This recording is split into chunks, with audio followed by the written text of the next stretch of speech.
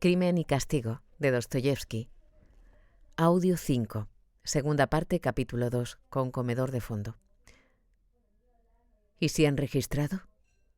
¿Y qué pasa si me los encuentro ahora en mi cuarto?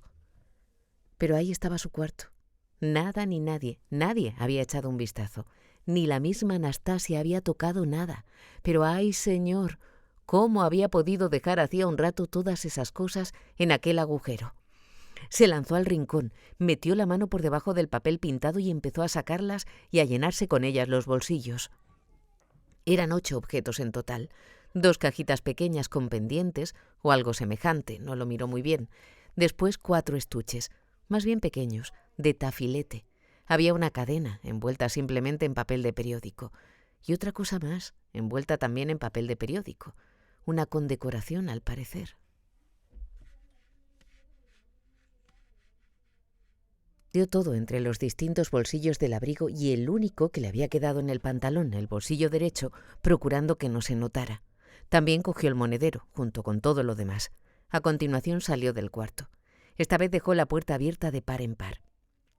Andaba deprisa y con paso firme, y a pesar de lo mal que se sentía, tenía la cabeza despejada. Temía una posible persecución, temía que al cabo de media hora, de un cuarto de hora, se dieran instrucciones de seguirle la pista. Así pues, tenía que ocultar a toda costa aquellos indicios, antes de que fuera demasiado tarde. Estaba obligado a aclarar sus ideas, mientras aún tuviera un resto de fuerzas y algo de juicio. ¿A dónde ir? Esa cuestión ya estaba decidida hacía tiempo. Hay que arrojarlo todo al canal, hundir las pistas en el agua y asunto concluido. Así lo había resuelto la noche anterior en medio del delirio, en unos momentos, lo recordaba bien, en que había estado a punto y más de una vez de levantarse y salir. Rápido, hay que librarse de todo esto. Pero no era tan fácil librarse de esas cosas. Llevaba ya como media hora, si no más, deambulando por la orilla del canal Yekarensinski, y más de una vez había observado las escaleras que descendían hasta el agua, pero era impensable llevar a cabo su plan. O bien había unos pontones al pie mismo de las escaleras donde las lavanderas hacían la colada, o bien había barcas amarradas a la orilla. Además, todo estaba abarrotado de gente, y podían verlo de todas partes, fijarse en él. Cualquiera que lo viera bajar a propósito, pararse en el borde y arrojar algo al agua, podría sospechar. ¿Y si los estuches no se hundían y se quedaban flotando? Seguro que pasaba eso, y todo el mundo los vería. De hecho, cualquier persona con la que se cruzaba se quedaba mirándolo como si no tuviese nada mejor que hacer. ¿Por qué será? ¿O será que solo me lo parece? Pensaba. Al final, decidió que podría ser mejor dirigirse al Nevá. Allí había menos gente y no llamaría tanto la atención. Era más práctico en todos los sentidos y sobre todo estaba más retirado. Y de repente se quedó perplejo. ¿Cómo había podido pasarse media hora yendo de acá para allá, preocupado y ansioso por unos sitios tan arriesgados sin dar con esa solución? Y había perdido media hora siguiendo un plan insensato, solo porque se le había ocurrido durante el sueño en pleno delirio. Se había vuelto extremadamente despistado y olvidadizo, y se daba cuenta. Decididamente tenía que actuar más deprisa. Se dirigió al Nevá a lo largo de la avenida Brusitsky, pero por el camino, de improviso, tuvo otra idea. ¿Por qué al Nevá? ¿Por qué al agua? ¿No sería mejor ir más lejos, por ejemplo, otra vez a las islas, y allí en un lugar apartado en el bosque, bajo un arbusto, enterrarlo todo y, quién sabe, marcar algún árbol? Y aunque se daba cuenta de que en ese momento no estaba en condiciones de analizarlo todo de un modo claro y coherente, le pareció un plan infalible. Pero estaba escrito que no iba a llegar a las islas. Las cosas sucedieron de un modo bien distinto. Al desembocar en una plaza, viniendo de la avenida Brusitsky, de pronto vio a su izquierda la entrada a un patio rodeado por unos muros ciegos. A mano derecha, justo detrás del acceso al portón, se extendía hasta muy dentro del patio la pared ciega y sin encalar del edificio contiguo, de 4 pisos. A la izquierda, también nada más dejar atrás el portón, corría en paralelo a la pared ciega una empalizada, que entraba como una veintena de pasos en el patio para desviarse después más hacia la izquierda. La empalizada delimitaba un espacio cerrado, donde se apilaban una serie de materiales. Más allá, al fondo del patio, asomaba por encima de la valla la esquina de un cobertizo de piedra, bajo y renegrido, que claramente formaba parte de un taller de algún tipo. Probablemente serían las dependencias de un carpintero, un fabricante de carruajes o algo por el estilo. Prácticamente todo, desde el mismo portón, estaba cubierto de hollín. Un sitio estupendo para deshacerse de las cosas y largarse. Se le ocurrió de repente. Reparando en que no había nadie, cruzó el portón y enseguida vio muy cerca de la empalizada uno de esos canalones que suelen instalarse en los edificios frecuentados por obreros industriales, artelschiki, cocheros y demás, y en la valla, encima del canalón, habían escritos atiza la típica gracia, inevitable en estos casos, prohibido estacionar, con V y con Z. Sin duda, lo bueno de aquel sitio era que no despertaba ninguna sospecha si alguien entraba y se quedaba allí un rato. Aquí puedo tirarlo todo de golpe, en algún montón de esos y marcharme. Habiendo mirado una vez más en todas direcciones y con la mano ya lista en el bolsillo, advirtió de repente que al lado de la pared exterior, entre el portón y el pilón, donde la anchura era escasamente de un arshín, había una enorme piedra sin labrar, que podría pesar su buen pud y medio, apoyada directamente en el muro de piedra de la calle. Detrás de este muro se encontraba la calle, la acera, y se oía ir y venir a los transeúntes, siempre numerosos en aquel paraje. Pero nadie podía verlo desde fuera, a menos que alguien hubiera entrado desde la calle, algo que por otra parte bien podía suceder, y por eso mismo tenía que darse prisa. Se inclinó sobre la piedra, la cogió con firmeza por arriba con ambas manos y haciendo acopio de todas sus fuerzas le dio la vuelta. Debajo de la piedra se había formado un pequeño hueco. Inmediatamente empezó a arrojar en él todo lo que llevaba en los bolsillos. Lo último fue el monedero, en lo más alto, pero aún quedaba sitio en el hueco. A continuación volvió a agarrar la piedra. De un solo movimiento le dio otra vez la vuelta y quedó exactamente en la misma posición de antes. Si acaso sobresalía un poco más, pero removió la tierra y la aplastó en los bordes con el pie. No se notaba nada. Entonces salió de allí y se dirigió a la plaza. De nuevo, una intensa alegría, difícilmente soportable, como antes en la comisaría, lo embargó por un instante. Enterrado las pruebas, ¿y a quién se le ocurriría buscar debajo de esa piedra? Es posible que lleve ahí desde que se construyó la casa, y ahí seguirá muchos años, y aunque la encontraran, ¿quién iba a pensar en mí? Se acabó, no hay pruebas. Y se echó a reír. Sí, más tarde recordaría que se había reído con una risa nerviosa, entrecortada, inaudible, prolongada, y que no paró de reírse mientras cruzaba la plaza. Pero cuando llegó al Boulevard K, donde 2 días antes se había encontrado con aquella chica, se le cortó la risa repentinamente. Otras ideas acudieron a su cabeza. Se le ocurrió de pronto que le parecía enormemente desagradable la posibilidad de pasar cerca del banco en el que se había sentado a meditar después del incidente con la chiquilla, igual que le resultaría muy molesto volver a encontrarse con el bigotudo aquel al que le había dado entonces 2 grivni. Al diablo con él.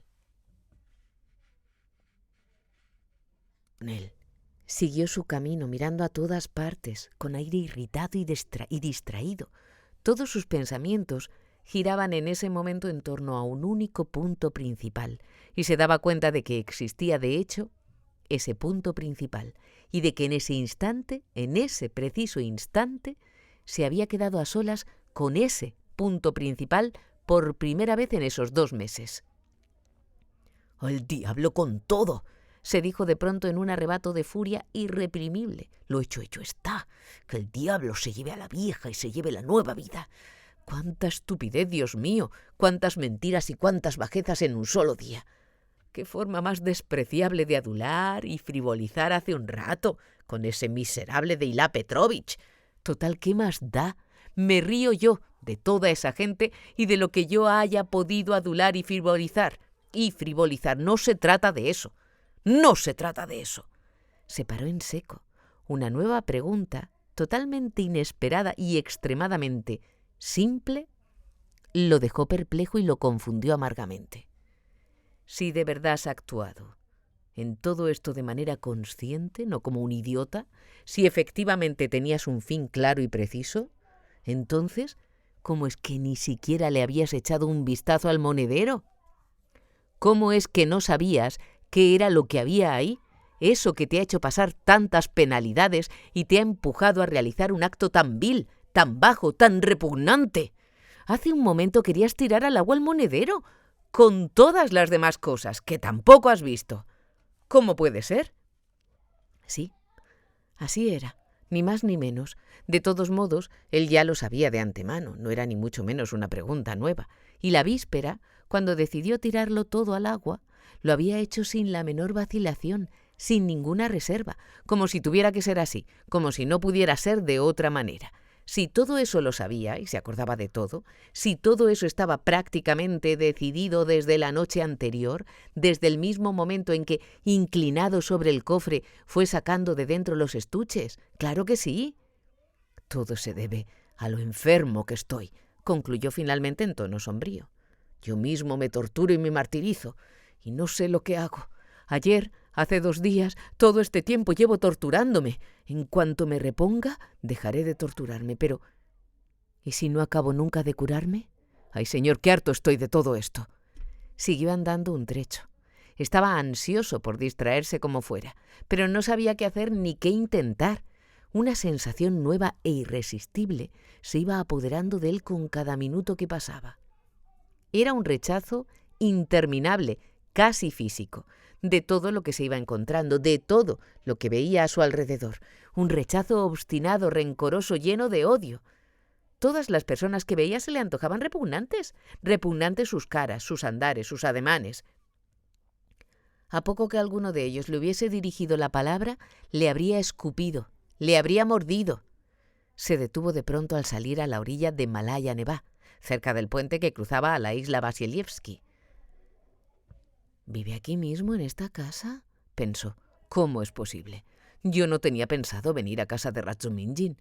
La misma historia que la otra vez. De todos modos, me gustaría saber si he venido a propósito o si he llegado aquí por casualidad. Da igual. El caso es que dije hace 2 días que iría a su casa al día siguiente de eso. Bueno, pues aquí estoy. No veo por qué no puedo subir ahora. Subió a casa de Razumihin, en la 5ª planta. Razumihin estaba en casa, en su cuarto, escribiendo en esos momentos, y él mismo le abrió la puerta. Llevaban como 4 meses sin verse. Razumihin llevaba una bata hecha a jirones y unas zapatillas sin calcetines. Tenía el pelo alborotado, no se había afeitado ni aseado. La sorpresa se reflejó en su rostro. «¿Eres tú?», exclamó examinando de pies a cabeza a su camarada recién llegado, y después, tras una pausa, dio un silbido. «¿Tan mal te va? Es evidente, hermano, que no hay quien te supere en elegancia», añadió mirando los harapos de Raskolnikov. «Anda, siéntate. Pareces cansado». Y cuando Raskolnikov se desplomó en el diván turco de hule, que estaba incluso en peores condiciones que el suyo, Razumihin advirtió que su huésped estaba enfermo. «Pues sí que estás enfermo. ¿No lo sabías?». Quiso tomarle el pulso. Raskolnikov retiró la mano. «Déjalo», dijo. «He venido, pues mira, resulta que ahora no tengo clases particulares, aunque tampoco me hacen falta». «¿Sabes qué? Estás delirando», comentó Razumihin mirándolo bien. «No, no estoy delirando». Raskolnikov se levantó del diván. Mientras subía a casa de Razumihin, no había pensado en que tendrían que verse las caras, pero una vez allí le bastó un instante para darse cuenta de que nada le apetecía menos en ese momento que estar cara a cara con nadie, fuera quien fuese. Se le subió la bilis a la cabeza. Había estado a punto de montar en cólera contra sí mismo nada más pisar el umbral del cuarto de Razumihin. «Adiós», dijo abruptamente dirigiéndose a la puerta. «Pero espera, hombre, espera.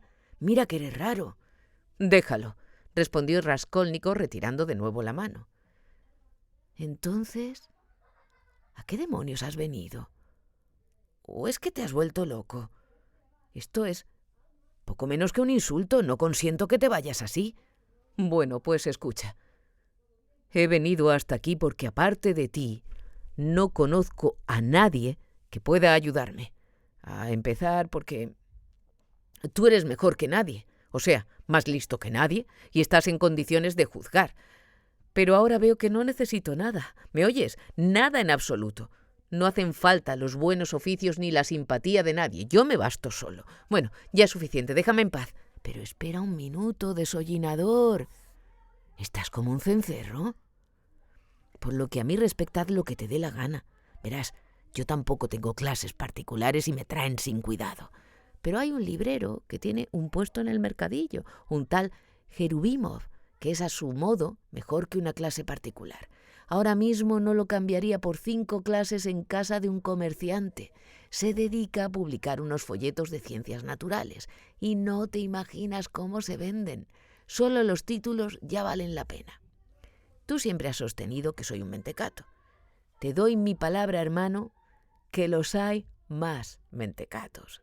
A ese le ha dado ahora por estar a la última. Él no tiene ni jota. Y yo por descontado lo animo. Aquí tienes, por ejemplo, algo más de 2 pliegos de un texto alemán. En mi opinión, pura charlatanería. Lo que se discute, en definitiva, es si las mujeres son seres humanos o no. Y claro está, se demuestra solemnemente que sí lo son. Cherubimov lo prepara como contribución a la cuestión femenina y yo lo traduzco. Estiro estos 2 pliegos y medio hasta convertirlos en 6. Nos inventamos un título de lo más ampuloso que ocupa media página y lo sacamos en un poltinic. Seguro que funciona. Por la traducción me paga a 6 rublos el pliego, de modo que al final me saco unos 15 rublos y ya he cobrado 6 por adelantado. Cuando acabemos esto seguiremos con algo sobre las ballenas. Después hemos entresacado algunos cotilleos de la segunda parte de Les Confessions y habrá que traducirlos. Alguien le ha dicho a Cherubimov que Rousseau es a su manera una especie de Radishchev. Yo naturalmente no me opongo. ¿Qué diablos? Bueno, ¿quieres traducir el segundo pliego de ¿Es la mujer un ser humano? Si quieres, coge ahora mismo el texto, unas plumas, papel, todo por cuenta del Estado, y toma 3 rublos. Como yo ya he cobrado el anticipo por toda la traducción, por el primer pliego y por el segundo, a ti lógicamente te corresponden esos 3 rublos por tu parte, y cuando termines el pliego cobrarás otros 3. Pero además, no vayas a creer que te estoy haciendo un favor. No, al contrario. En cuanto has entrado, lo primero que he pensado es que si me podía servir de ayuda, que me podía servir de ayuda. En primer lugar, no se me da muy bien la ortografía. En segundo lugar, también ando algo flojo en alemán, de modo que más que nada me lo invento, aunque me consuelo pensando que así mejora el resultado, pero quién sabe. Puede que en realidad empeore.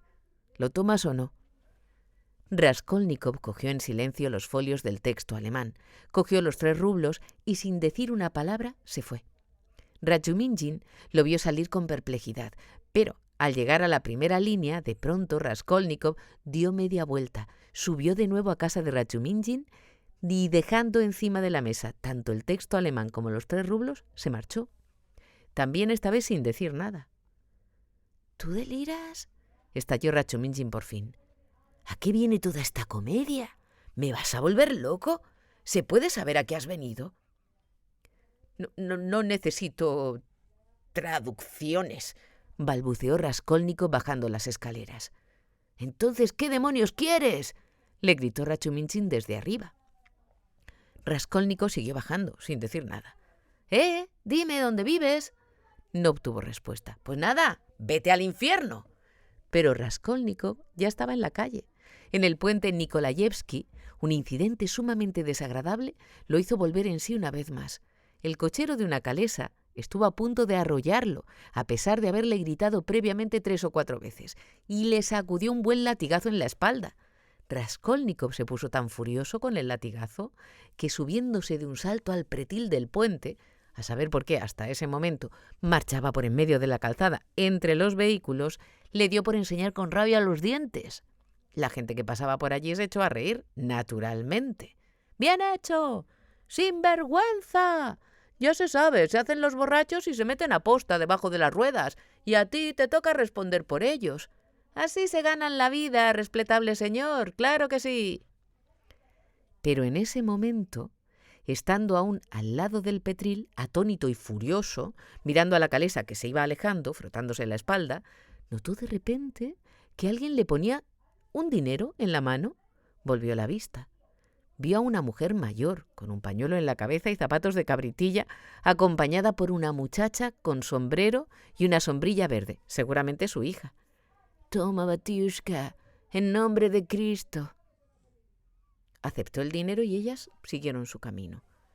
Era una moneda de 2 grivni. Por su ropa y por su aspecto, podían muy bien haberlo tomado por un verdadero mendigo de los que se dedican a reunir calderilla en la calle, y el donativo de los 2 grivni seguramente tenía que agradecérselo al latigazo, que había despertado su compasión. Apretó la moneda en el puño, dio unos 10 pasos y se volvió de cara al Nevá, mirando hacia el palacio. No había ni una nube en el cielo, y el agua era casi azul. Algo que se ve en el Nevá muy de tarde en tarde. La cúpula de la catedral, que desde ningún otro punto se divisa mejor que desde allí, desde el puente, como a 20 pasos de la capilla, resplandecía de tal modo que a través del aire cristalino se podía distinguir claramente cada elemento ornamental. Se le iba pasando el dolor del latigazo y acabó olvidándose de él. Una idea inquietante y un tanto confusa ocupaba en exclusiva su pensamiento. Se quedó parado, mirando a lo lejos atenta y detenidamente. Aquel lugar le resultaba especialmente familiar. Cuando iba a la universidad, a menudo, sobre todo yendo de vuelta a casa, puede que cientos de veces, se había detenido en ese mismo sitio, contemplando atentamente el panorama realmente grandioso, y casi siempre se quedaba maravillado de la impresión vaga y misteriosa que despertaba en él. Un frío inexplicable se apoderaba invariablemente de él viendo aquel cuadro sublime, cuyo espíritu era mudo y sordo para él. Una y otra vez se sorprendía de aquella impresión suya, sombría y enigmática, pero como no confiaba en sí mismo, dejaba para más adelante la explicación. Ahora se había acordado brusca y repentinamente de sus antiguas preguntas e incertidumbres, y le parecía que haberse acordado en esos momentos no podía ser una casualidad. Le sorprendía como algo extraño y grotesco el hecho de haberse detenido en el mismo punto de entonces, como si efectivamente se hubiese imaginado que podía tener las mismas ideas e interesarse por los mismos temas e imágenes por los que se interesaba hacía no tanto tiempo. Casi le parecía divertido, y al mismo tiempo le oprimía el pecho hasta lastimarle.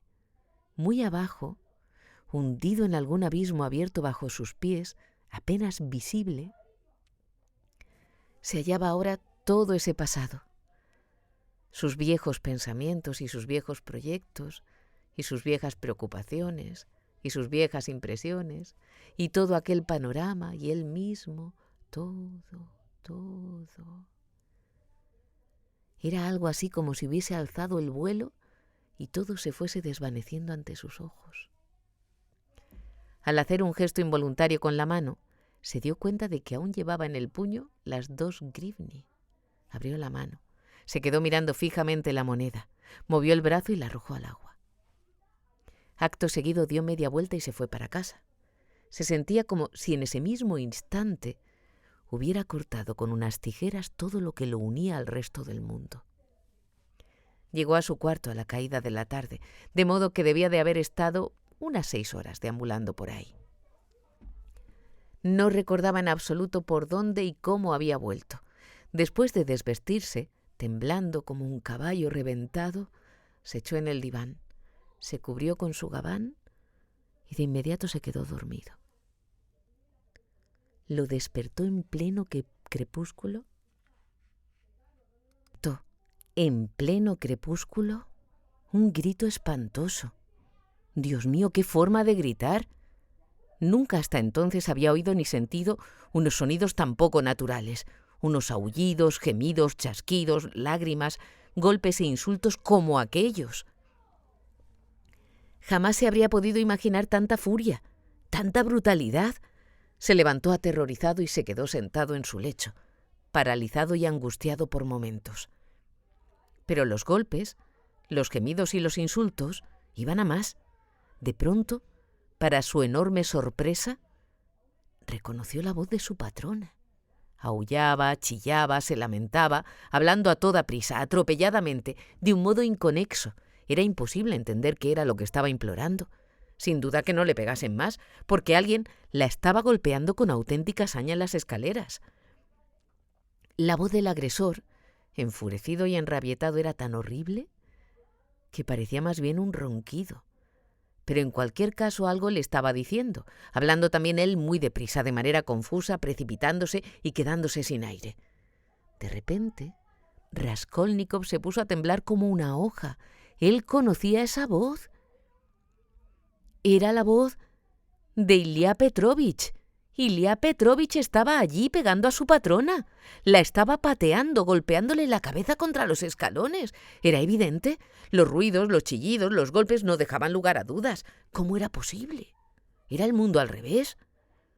Se podía oír cómo en todos los pisos, por toda la escalera, se iban congregando los vecinos. Se oían voces, exclamaciones, pasos, llamadas, portazos, carreras. ¿Pero por qué? ¿Por qué?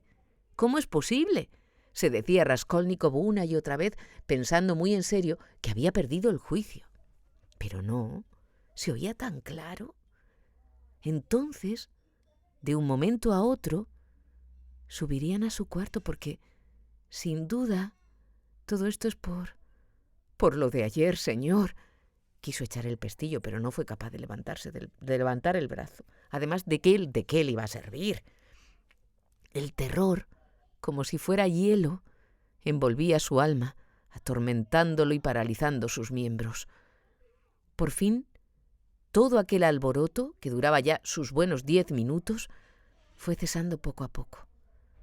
La casería gemía y sollozaba. Ilya Petrovich seguía profiriendo amenazas e improperios. No obstante, también él acabó callándose, al parecer, y ya no se le oía. ¿Se habrá marchado? ¡Ay, señor! Sí. Y después se retira la patrona, sin dejar de gemir y lamentarse. Su puerta se cierra de un portazo. Los vecinos, poco a poco, se van recogiendo y las escaleras se quedan vacías. La gente exclama, discute, se interpela. En algunos momentos levanta la voz. Otras veces se hablan en susurros. Tenía que haber mucha gente. ¿Había salido prácticamente toda la casa? Dios mío, ¿cómo es posible todo esto? ¿Y a qué ha venido? ¿A qué? Se desplomó en el diván extenuado, pero ya no fue capaz de pegar ojo. Estuvo una media hora acostado, en un estado de angustia tal, con una sensación insoportable de terror infinito como nunca la había sentido. De pronto, una luz brillante iluminó su cuarto. Era Anastasia, que venía con una vela y un plato de sopa. Después de mirarlo atentamente y de confirmar que no estaba dormido, dejó la vela en la mesa y empezó a colocar lo que le traía: el pan, la sal, el plato, la cuchara.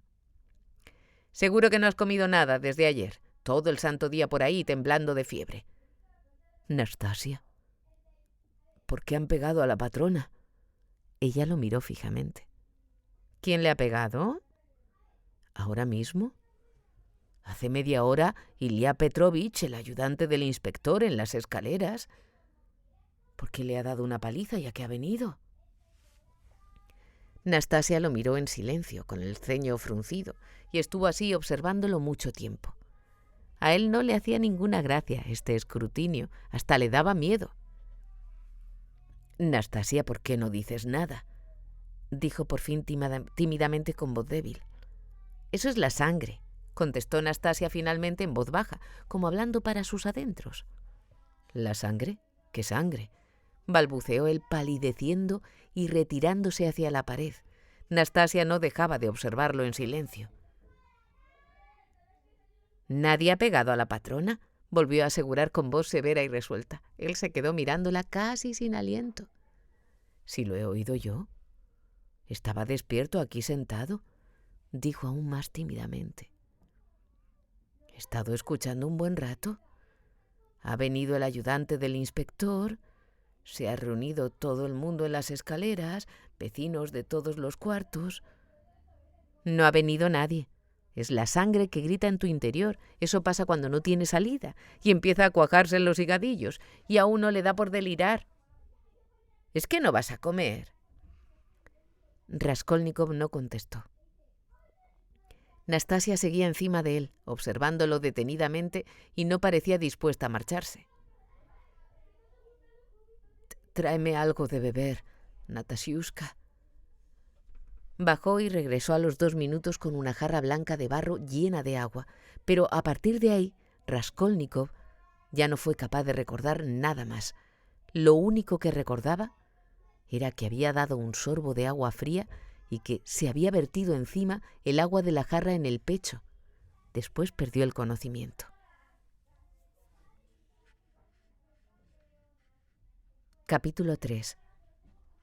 Sin embargo, no estuvo exactamente privado de conocimiento todo el tiempo de su enfermedad. Se hallaba en un estado febril, con delirios, consciente a ratos. Más tarde recordó muchas cosas. En algunos momentos tenía la sensación de que había numerosas personas a su alrededor que querían cogerlo y llevárselo a algún sitio. Hablaban de él y discutían acaloradamente, o por el contrario, creía estar solo en el cuarto. Todos habían salido y le tenían miedo, y solo muy de vez en cuando entreabrían la puerta y se asomaban, lo amenazaban, tramaban algo entre ellos, se reían, se mofaban de él. Recordaba a Nastasia, que solía velar a la cabecera de su cama, y aún distinguía a otra persona más, a la que parecía conocer muy bien, pero era totalmente incapaz de recordar quién era en concreto, y eso le entristecía y acababa llorando. Unas veces le parecía que ya llevaba un mes postrado en la cama, otras que todo estaba pasando en un solo día, pero de aquello, se había olvidado por completo. No obstante, recordaba a todas horas que se había olvidado de algo, de lo que no tendría que haberse olvidado. Se desesperaba y se torturaba, tratando de recordar. Sollozaba, sufría ataques de cólera, de un terror atroz, insoportable. En esos momentos intentaba levantarse, quería escapar, pero siempre había alguien que se lo impedía por la fuerza, y Raskolnikov volvía a hundirse en la impotencia y el olvido, hasta que finalmente volvió en sí. Fue una mañana, a las 10. A esa hora, en los días claros, el sol solía dibujar una larga línea en la pared de la derecha e iluminaba el rincón más cercano a la puerta. Nastasia estaba allí, de pie a la cabecera de la cama, y con ella había un individuo, un completo desconocido, que observaba con enorme interés al enfermo. Era un joven con barba, que llevaba puesto un caftán y parecía por su aspecto un artelschik. A través de la puerta entreabierta estaba fisgando la patrona. Raskolnikov se incorporó. «¿Quién es este, Nastasia?», preguntó señalando al joven. «Anda, ¿se ha vuelto en sí?», dijo Nastasia. «¿He vuelto en sí?». «Ha vuelto en sí», repitió el artelschik. Al descubrir que había vuelto en sí, la patrona, que estaba mirando a través de la puerta, rápidamente la cerró del todo y desapareció. Era una mujer vergonzosa y no soportaba las discusiones ni las explicaciones. Tenía 40 años, era gorda, tirando a obesa, de cejas y ojos negros, con la bondad característica de las personas gruesas y perezosas, y muy guapa de cara. Era de una timidez enfermiza. ¿Y usted quién es?, insistió en preguntar Raskolnikov, dirigiéndose al artelschik. Pero en ese momento la puerta se abrió de par en par y, bajando un poco la cabeza a causa de su altura, entró Razumihin. «¡Menudo camarote!», exclamó al entrar. «Siempre me doy en la cabeza y lo llaman habitación». «Así que estás consciente, hermano.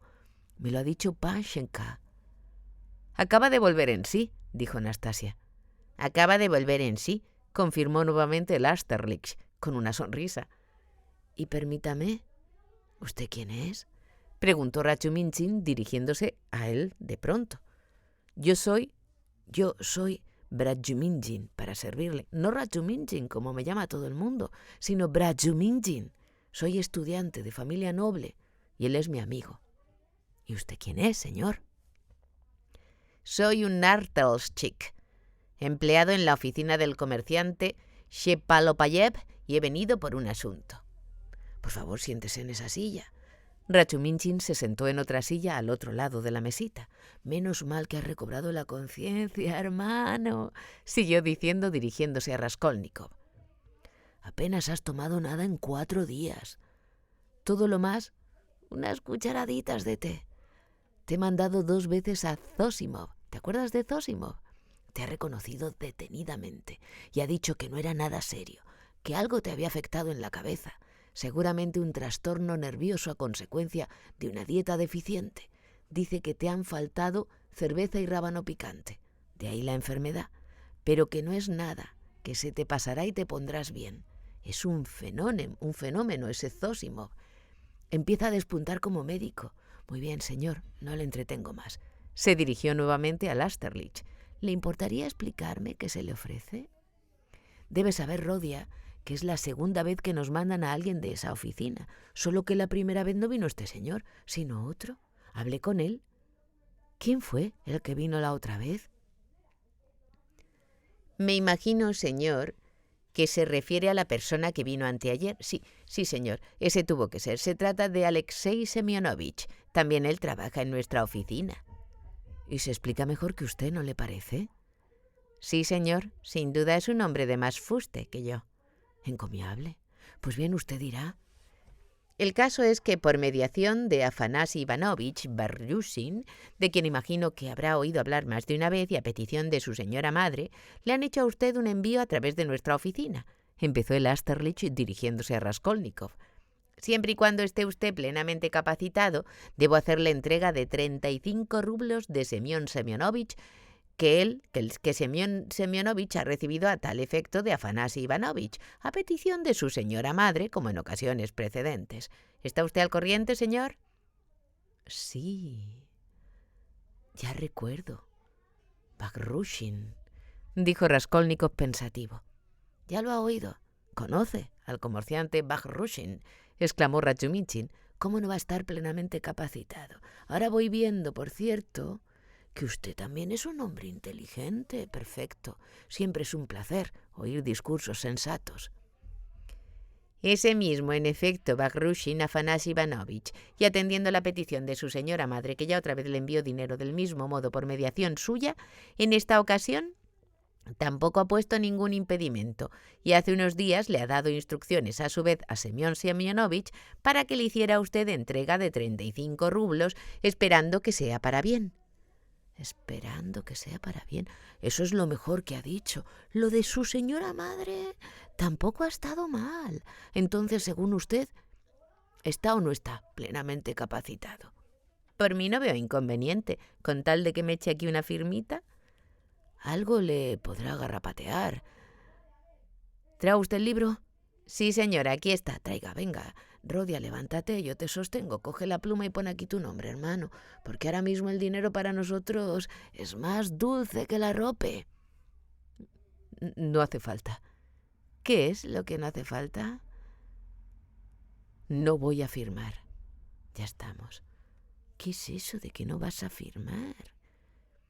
No me hace falta el dinero. ¿Que no te hace falta el dinero? Mira, hermano, eso es mentira y yo soy testigo.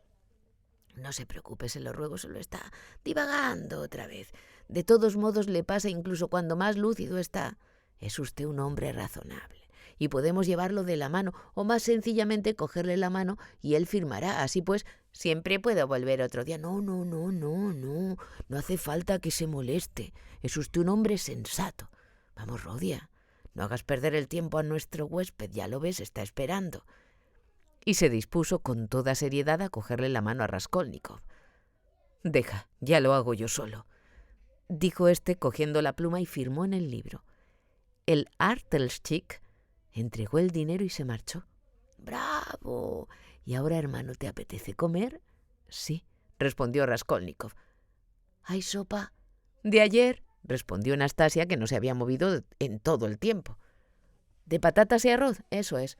Me lo sé de memoria. Trae sopa y ponnos un poco de té. Ahora mismo. Raskolnikov lo miraba todo con un profundo asombro y con un terror sordo e irracional.